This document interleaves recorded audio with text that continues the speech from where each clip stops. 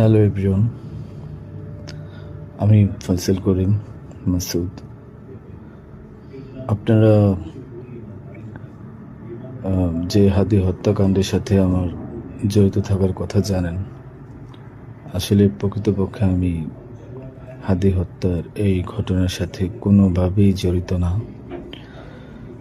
এটা একটা মিথ্যা বানোয়াট, একটা চক্রান্ত, যার কারণে আমি দেশ ছেড়ে চলে আসতে বাধ্য হয়েছি। আমি দেশ ছেড়ে চলে এসেছি এখন দুবাইতে আছি। আমার দুবাইয়ের 5 বছরের মাল্টিপল ভিসা ছিল। যেভাবে হোক অনেক কষ্ট করে দুবাই চলে এসেছি।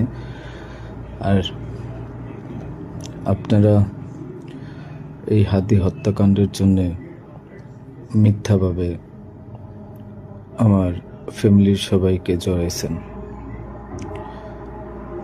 তাদের কোনো দোষ নেই, তাদেরকে আপনারা সবাই মিথ্যা হয়রানি করছেন। যেভাবে পারছেন সেভাবে অত্যাচার করছেন। আসলে এটা বলে বোঝানোর মতো না। আপনারা অনেক অত্যাচার করছেন, মিথ্যাভাবে তাদেরকে ফাঁসিয়েছেন, আমাকে ফাঁসিয়েছেন। হ্যাঁ, হাদির সাথে আমার সম্পর্ক ছিল। আমি গিয়েছিলাম তার অফিসে যাওয়ার পিছনে কারণটা হচ্ছে, আমি যেহেতু ব্যবসা করি, আমার একটা আইটি ফার্ম আছে। তো দীর্ঘ 10 বছর ধরে আমি বিজনেস করছি। এই আইটি ফার্মে অনেক কাজই হয়, সব সরকারি কাজ হয়। তো এখানে একটা কাজ ছিল অর্থ মন্ত্রণালয়, একটা কাজ ছিল আপনার খাদ্য মন্ত্রণালয়। তো এই দুইটা কাজ নিয়ে আমি কথা বলতে গিয়েছিলাম। সে আমাকে পাইয়ে দিবে আশ্বস্ত করেছিল। আমি তাকে 5 লাখ টাকাও দিয়েছি, অগ্রিম চেয়েছিল।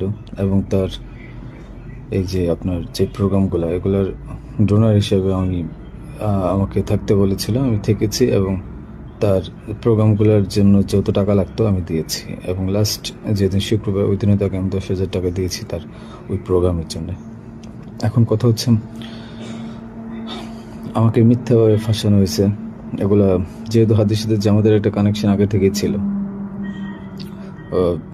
ও জামাতের প্রোডাক্ট। তো সেই জন্য জামাতিরা কোনোভাবে এই ঘটনা ঘটেছে। ওই বাইকের মধ্যে আমি ছিলাম না, এবং ওই বাইকের চালকও আমার কোনো ছোট ভাই ছিল না। আমাদের দুজনকে মিথ্যাভাবে ফাঁসিয়েছে। এখন কি বলবো, এই জন্য আমার পরিবার ভুক্তভোগী।